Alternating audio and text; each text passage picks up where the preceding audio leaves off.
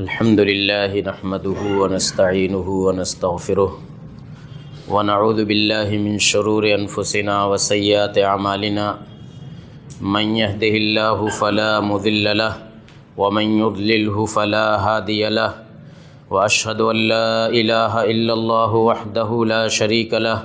وأشهد أن محمدًا عبده ورسوله أما بعد فإن خير الحديث كتاب الله وخير الهدي هدي محمد صلى الله عليه وسلم وشر الأمور محدثاتها وكل محدثة بدعة وكل بدعة ضلالة وكل ضلالة في النار. أعوذ بالله من الشيطان الرجيم. بسم الله الرحمن الرحيم. قاف والقرآن المجيد بل عجبوا أن جاءهم منذر منهم فقال الكافرون هذا شيء عجيب أإذا متنا وكنا ترابا ذلك رجع بعيد قد علمنا ما تنقص الأرض منهم وعندنا كتاب حفيظ بل كذبوا بالحق لما جاءهم فهم في أمر مريج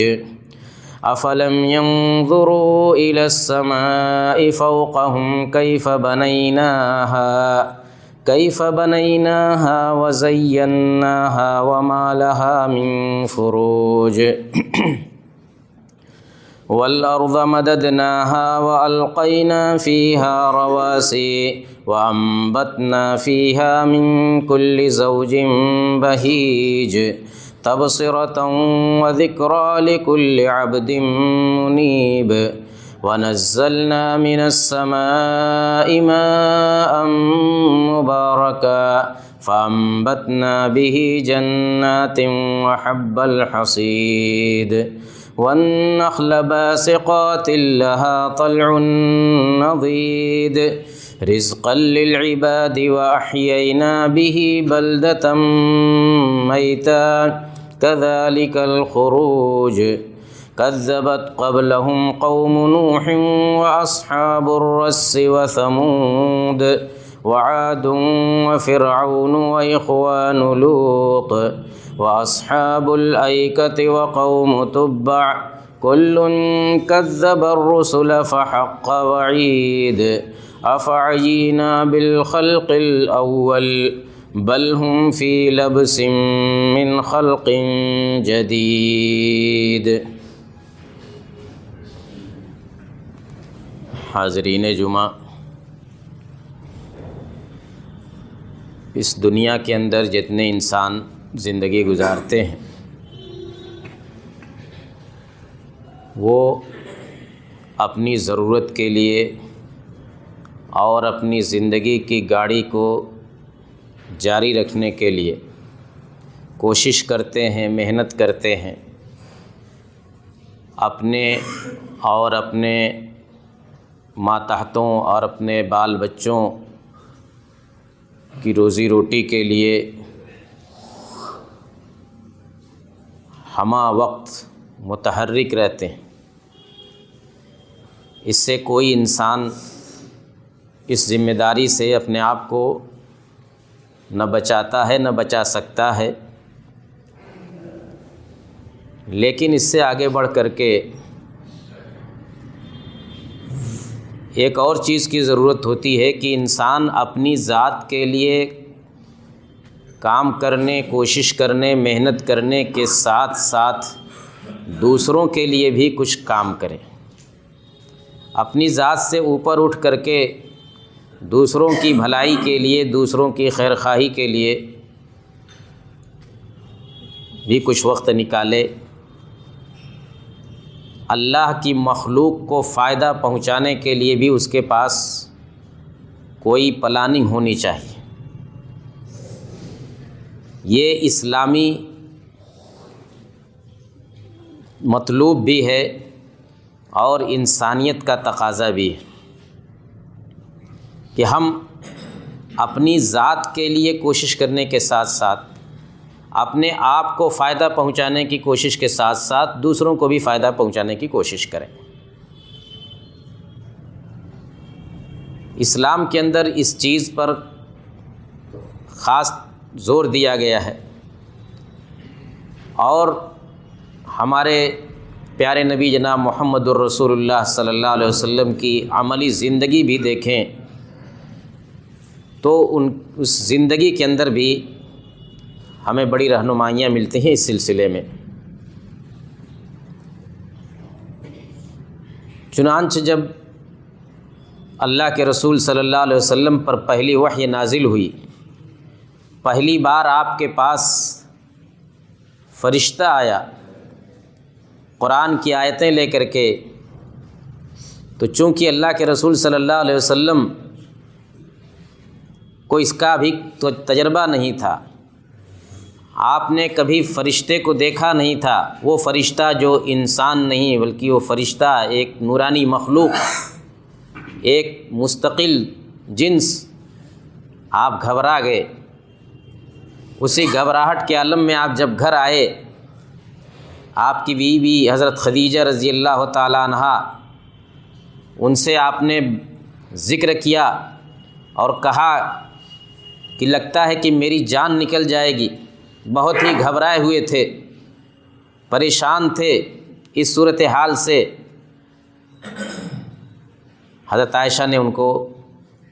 دلاسا دیا، تسلی دی، کہا کہ کلا واللہ ما یخزیک اللہ ابدا، ہرگز ایسا نہیں ہوگا، اللہ تعالیٰ آپ کو رسوا نہیں کرے گا، اللہ تعالیٰ آپ کو بے یار و مددگار نہیں چھوڑے گا۔ کیوں؟ انک لتصل الرحم وتحمل الکل وتکسب المعدوم وتقری الضیف وتعین علی نوائب الحق۔ بخاری مسلم سمیت حدیث کی اکثر کتابوں میں یہ روایت ہے۔ حضرت خدیجہ نے آپ کے اس اوصاف بیان کیے، کہا کہ آپ کا معاملہ تو یہ ہے کہ آپ صلہ رحمی کرتے ہیں، یعنی رشتہ داروں کے ساتھ اچھا سلوک کرتے ہیں، اور بے کسوں کا بوجھ اٹھاتے ہیں، ناداروں کو کما کر کے دیتے ہیں، مہمان نوازی کرتے ہیں، مصیبت کے وقت میں حق کا ساتھ دیتے ہیں، یہ سب آپ کے اوصاف ہیں۔ ایسی صورت میں ایسا نہیں ہو سکتا کہ اللہ تعالیٰ آپ کو رسوا کر دے، اللہ تعالیٰ آپ کو ہلاک کر دے، اللہ تعالیٰ آپ کو بے یار و مددگار چھوڑ دے، ایسا نہیں ہو سکتا۔ آپ کے یہ اوصاف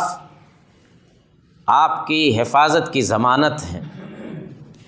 تو دیکھیے حضرت عائشہ نے 3-4 چیزیں جو ذکر کی آپ کے اوصاف میں سے، ان سب کا تعلق خدمت خلق سے، مہمان نوازی کرنا اور بے یار و مددگار لوگوں کو کما کر کے دینا، بے کسوں کی داد رسی کرنا، صلہ رحمی کرنا،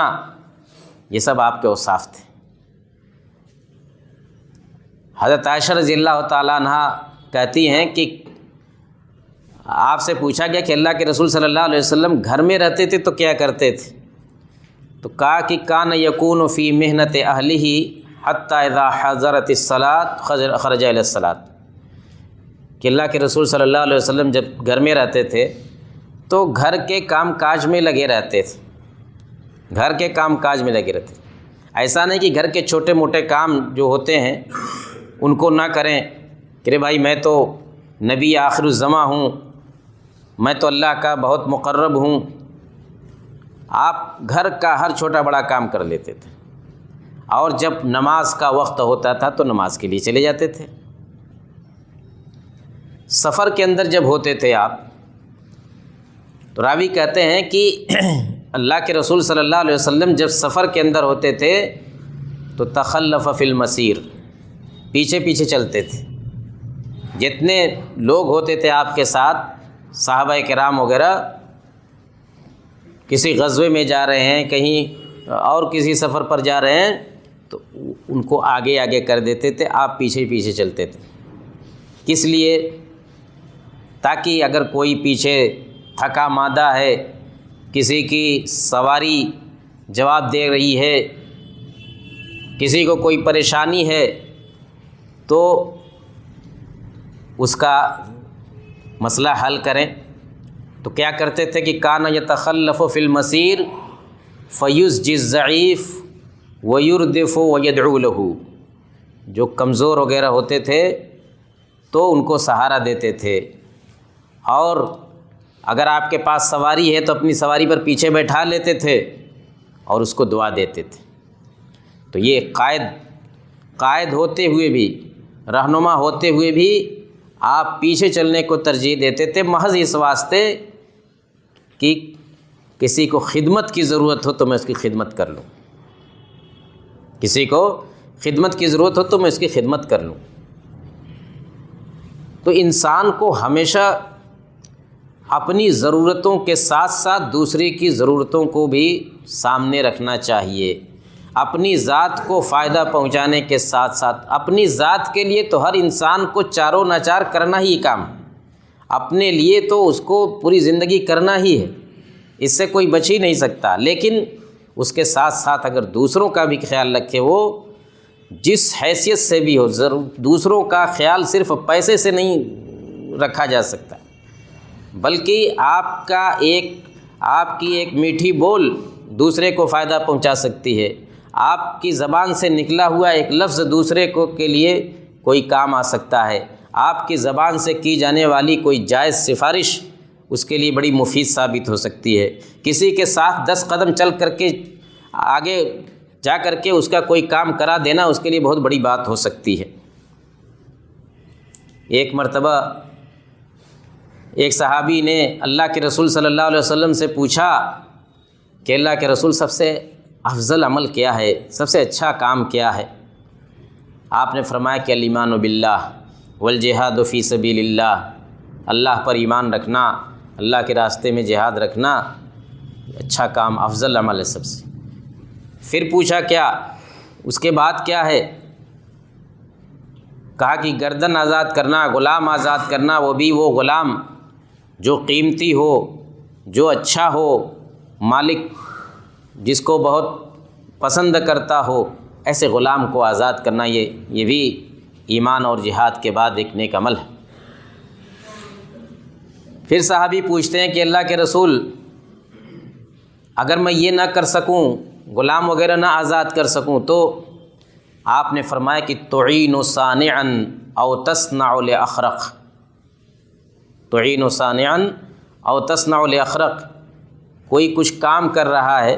اس کی مدد کر دو، اس کا تھوڑا تعاون کر دو،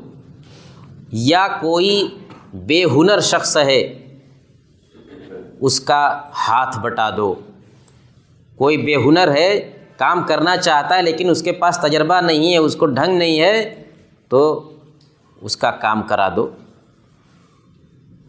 پھر انہوں نے پوچھا کہ اگر ان کاموں میں سے بھی میں تھوڑا پیچھے رہ جاؤں، نہ کر سکوں، تب کیا ہوگا؟ آپ نے فرمایا کہ تکف شرک عن الناس، کہ اپنے شر سے لوگوں کو محفوظ رکھو، اگر فائدہ نہیں پہنچا سکتے تو نقصان نہ پہنچانا، نقصان نہ پہنچانا۔ آپ نے فرمایا کہ فَإِنَّهُ صَدَقَةٌ مِّنْكَ عَلَىٰ نَفْسِكَ، یہ تمہاری طرف سے تمہارے اوپر صدقہ ہے۔ شر سے بچانا، دوسروں کو اپنے شر سے بچانا، دوسروں کو ضرر نہ پہنچانا، اگر فائدہ نہیں پہنچا سکتے تو کم سے کم ضرر تو مت پہنچاؤ، دوسروں کے لیے مصیبت تو نہ کھڑی کرو، دوسروں کی بدخواہی تو نہ کرو۔ ایک حدیث میں اللہ کے رسول صلی اللہ علیہ وسلم نے فرمایا کہ خیر الناس انفعہم للناس، لوگوں میں سب سے بہتر وہ شخص ہے جو لوگوں کے لیے سب سے زیادہ نفع بخش ہو، دوسروں کے سب سے زیادہ کام اگر آتا ہے تو سب سے اچھا انسان ہے وہ۔ یعنی اللہ کے حقوق ادا کرنے کے بعد، فرائض اور واجبات کی ادائیگی کے بعد سب سے افضل کام یہ ہے کہ دوسروں کو نفع پہنچانے، دوسرے کو فائدہ پہنچانے، دوسروں کے کام آنے کی کوشش کی جائے۔ ایک حدیث میں آپ نے فرمایا کہ کل سلامہ من الناس علیہ صدقۃ کل یوم تطلع فیہ الشمس، کہ روزانہ جب سورج طلوع ہوتا ہے تو انسان کے ہر جوڑ پر ایک صدقہ واجب ہوتا ہے۔ انسان کے جسم کے ہر جوڑ پر اللہ تعالیٰ نے انسان کے جسم میں کتنے جوڑ بنائے ہیں، ان جوڑوں سے انسان کو اپنا کام کرنے میں کتنی سہولت ہوتی ہے۔ اور بعض روایتوں میں کہا گیا کہ انسان کے جسم میں اللہ تعالیٰ نے 360 جوڑ بنائے ہیں۔ تو گویا کہ روزانہ آپ کہتے ہیں کہ ان جوڑوں میں سے ہر جوڑ پر انسان کو اللہ کا شکر ادا کرنا چاہیے، اس طریقے سے کہ روزانہ ہر جوڑ پر ایک صدقہ دے، تب یہ اللہ کا شکر ہوگا۔ اب ظاہر بات ہے کہ روزانہ 360 صدقے کرنا یہ کوئی آسان کام تو ہے نہیں۔ تو آپ نے فرمایا کہ یہ صدقہ کرنا اور یہ نیکی کمانا یہ صرف پیسے سے نہیں ہوگا۔ کیسے ہوگا؟ کہا کہ تعدل بین اثنین صدقہ، تعدل بین اثنین صدقہ، دو آدمی کے بیچ کچھ ٹھک بک ہو گئی، اس کو حل کر دو، یہ بھی ایک نیکی ہے، ایک صدقہ ہے۔ دو آدمی کے بیچ تو میں ہو رہی ہے، ان کو الگ کر دو، ان کا معاملہ سلجھا دو، یہ ایک نیکی ہے، ایک صدقہ ہے۔ اور تحمل الرجل فی دابتہ، تعین الرجل فی دابتہ فتحملہ علیہا او ترفع لہ علیہا متاعہ، صدقہ کہ آدمی سواری پر چڑھ رہا ہے، اس سے چڑھا نہیں بن رہا، اس کو سواری پر سوار کرا دو، اس کا سامان لدوا دو سواری کے اوپر، یہ بھی نیکی ہے۔ یہ سب چیزیں کیا ہے؟ یہی سب تو خدمت خلق ہے۔ آدمی بس پر چڑھ رہا ہے، ٹرین پر چڑھ رہا ہے، کسی اور سواری پر چڑھ رہا ہے، بوجھ کمزور ہے، کمزوری کی وجہ سے نہیں چڑھ پا رہا ہے، اس کے ساتھ سامان ہے، سامان نہیں اٹھا پا رہا ہے،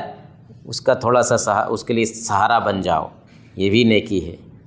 اور کہا کہ والکلمۃ الطیبۃ صدقہ، اچھی بات زبان سے بول دینا یہ بھی صدقہ ہے، یہ بھی نیکی ہے۔ تمیت الاذی عن الطریق صدقہ، راستے سے کوئی تکلیف دہ چیز ہٹا دینا یہ صدقہ ہے، یہ نیکی ہے۔ وبکل خطوۃ تمشیھا الی الصلاۃ صدقہ، نماز کے لیے جاتے ہو تو ہر قدم پر ایک نیکی، ہر قدم پر ایک نیکی۔ تو یہ سب چیزیں جن میں سے اکثر کا تعلق خدمت خلق سے ہے، تو کہا کہ یہ انسان کو روزانہ اس طرح کے کام کر کے اس نعمت کا شکریہ ادا کرنا چاہیے جو اللہ رب العالمین نے اس کے جسم کے اندر جوڑوں کی شکل میں رکھی ہے۔ آپ غور کیجئے کہ صرف آپ اپنی انگلیوں پر غور کیجئے کہ ان انگلیوں کے اندر اللہ تعالیٰ نے کتنے جوڑ بنائے ہیں۔ اگر اللہ نہ کرے یہ جوڑ کبھی جام ہو جائیں، یہ انگلیاں اگر مڑ نہ سکیں، اور کبھی کبھی انسان کسی پریشانی میں مبتلا ہوتا ہے تو اس کو تکلیف ہوتی بھی ہے، تو اس وقت آپ کو احساس ہوتا ہے کہ یہ کتنی بڑی نعمت ہے۔ تو اللہ کے رسول صلی اللہ علیہ وسلم نے ان نعمتوں کو یاد دلا کر کے انسانوں کو اس بات کی طرف راغب کیا ہے کہ دوسروں کے کام آئیں اور اس طرح سے اللہ کا شکر ادا کریں۔ اللہ تعالیٰ نے فرمایا کہ ان اللہ یأمر بالعدل والاحسان وایتاء ذی القربی، اللہ تعالیٰ عدل و انصاف کا بھی حکم دیتا ہے اور احسان کا بھی حکم دیتا ہے۔ احسان عربی میں بھلائی کرنے کو کہتے ہیں، اچھائی کرنا، دوسروں کے لیے بہتری پیدا کرنا، دوسروں کے کام آنا۔ تو یہی سب شکلیں ہیں میرے بھائیوں دوسروں کے کام آنے کی۔ اس کام کا اجر و ثواب کیا ہے اس پر بھی غور کیجیے۔ دنیا کے اندر بھی اس کا فائدہ ہمیں ملے گا اور آخرت کے اندر تو ملے گا انشاءاللہ۔ چنانچہ ایک حدیث میں پیارے نبی جناب محمد الرسول اللہ صلی اللہ علیہ وسلم فرماتے ہیں کہ جب تک بندہ دوسرے کے کام میں، من کان فی حاجت اخیہ کان اللہ فی حاجتہ، جب تک انسان دوسرے کے کام میں لگا رہتا ہے اللہ تعالیٰ اس کے کام میں لگا رہتا ہے۔ واللہ فی عون العبد ما کان العبد فی عون اخیہ، جب تک انسان اپنے بھائی کی مدد میں لگا رہتا ہے اللہ تعالیٰ اس کی مدد میں لگا رہتا ہے۔ ہمارے پاس اپنا بھی کام ہوتا ہے، کاموں کا انبار ہوتا ہے، جھمیلا رہتا ہے، ہم سوچتے ہیں کہ ہم تو خود ہی کاموں میں مشغول ہیں، ہم دوسرے کے لیے کہاں سے وقت نکال سکتے ہیں، ہم دوسرے کی کیا کے لیے کہاں سے وقت دے سکتے ہیں۔ لیکن یہ سوچ صحیح نہیں۔ کیوں؟ ہم اسی میں سے وقت نکال کر کے دوسروں کے بھی کام آئیں تو کیا ہوگا؟ اللہ تعالیٰ ہمارے کام، سوچے کہ اللہ تعالیٰ اگر ہمارے کام میں لگ جائے تو اس سے بڑی بات کیا ہوتی ہے؟ اللہ تعالیٰ کیسے ہمارے کام میں لگتا ہے ہم کو اس کا احساس نہیں ہوتا ہے،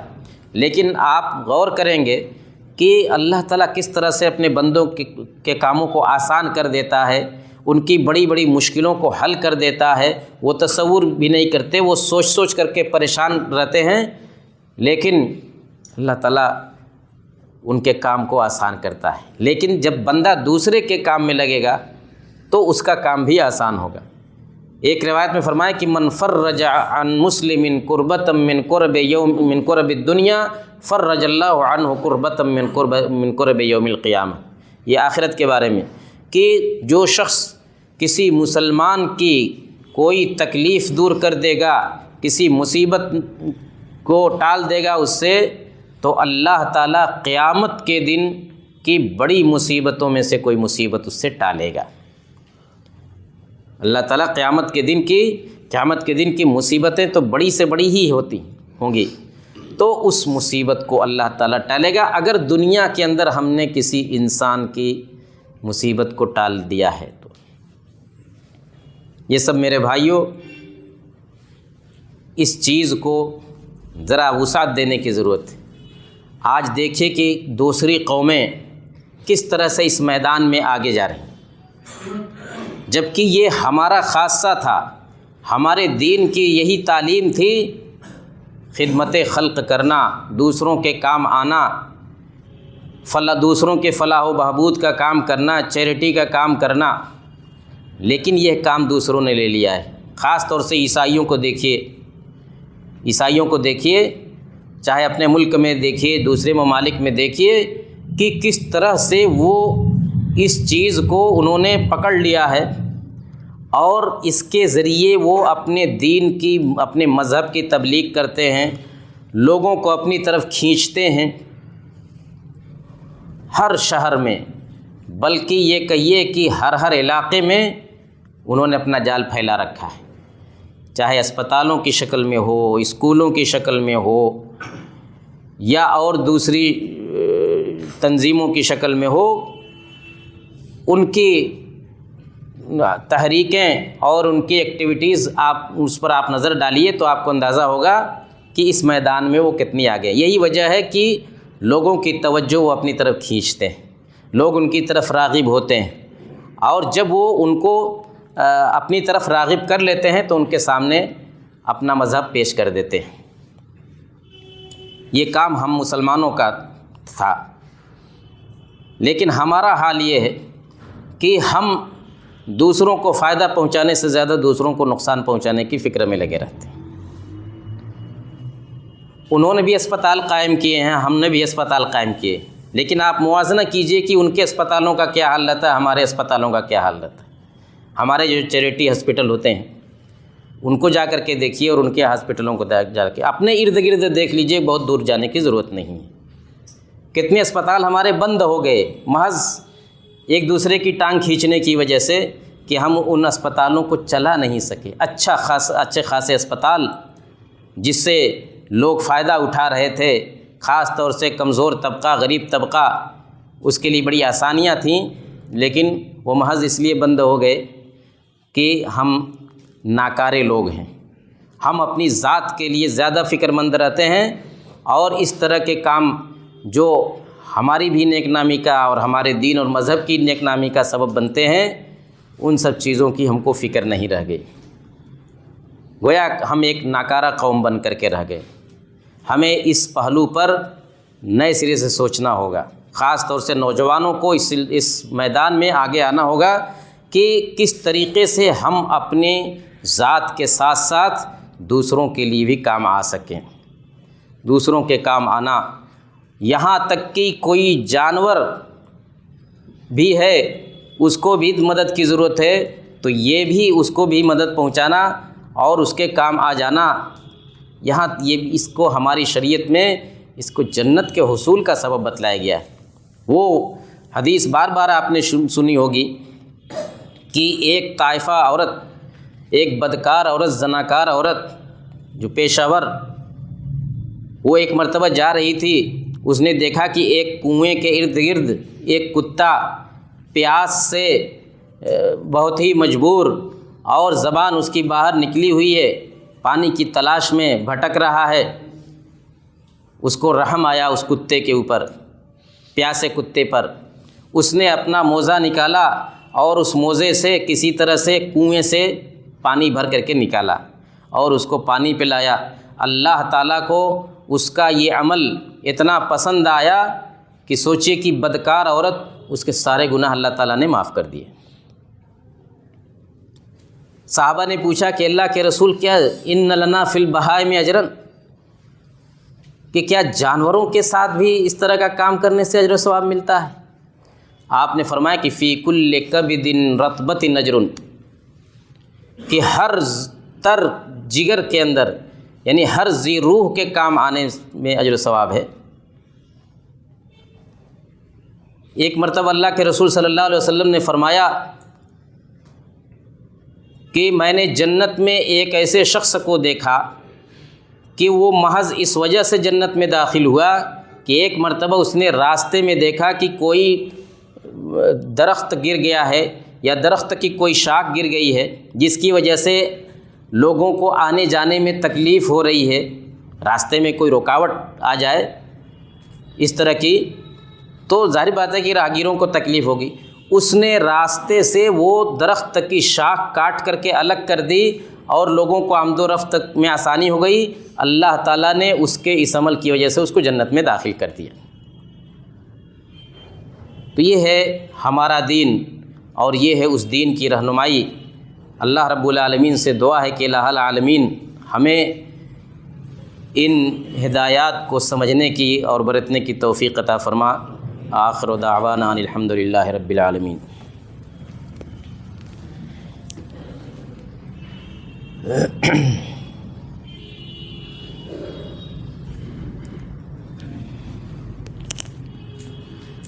الحمد للہ نحمده ونستعینه ونستغفره ونعوذ باللہ من شرور انفسنا وسیئات اعمالنا، من يهده الله فلا مضل له ومن يضلله فلا هادي له، واشهد ان لا الہ الا اللہ وحدہ لا شریک له، واشهد ان محمدا عبدہ ورسولہ۔ اما بعد، خدمت خلق کے تعلق سے یہ جو چند باتیں عرض کی گئیں سننے میں تو بڑی اچھی لگیں گی، لیکن صرف سن کر کے اگر ہم رہ جائیں تو یہ ہمارے لیے یہ اچھی چیز نہیں ہوگی۔ ہمیں اس پر سنجیدگی سے غور کرنا ہوگا، اس میدان میں ہم کیسے آگے بڑھیں، انفرادی طور پر بھی اور اجتماعی طور پر۔ انفرادی طور پر کہ اگر کسی کو ہماری کسی بھی طرح کی مدد کی ضرورت ہے، کسی کے ساتھ ہمیں چل کر کے 10 قدم جا کر کے اس کا کوئی کام ہماری وجہ سے ہو جائے، ہماری اس کسی جائز کام میں سفارش سے کسی کو آسانی ہو جائے، ان سب چیزوں کے ذریعے بھی ہم اس کام کو آگے بڑھائیں۔ اور ساتھ ہی ساتھ اجتماعی طور پر ہم کیا کر سکتے ہیں، ہم کس طرح سے منظم طریقے سے، جس طریقے سے چیریٹی سوسائٹی ہوتی ہے اس طرح کی سوسائٹی قائم کر کے، یا اس طریقے کے کوئی یہ گروہ بنا کر کے خدمت خلق کا کام کریں، دوسروں کو فائدہ پہنچانے کا اور اللہ کے بندوں کے لیے کام آنے کا کوئی ذریعہ ہم قائم کریں، تاکہ یہ چیز جو ہماری شریعت نے جس کی طرف توجہ دلائی ہے اور اس پر زور دیا ہے، اس کو ہم عملی شکل میں دنیا کے سامنے پیش کریں۔ اس سے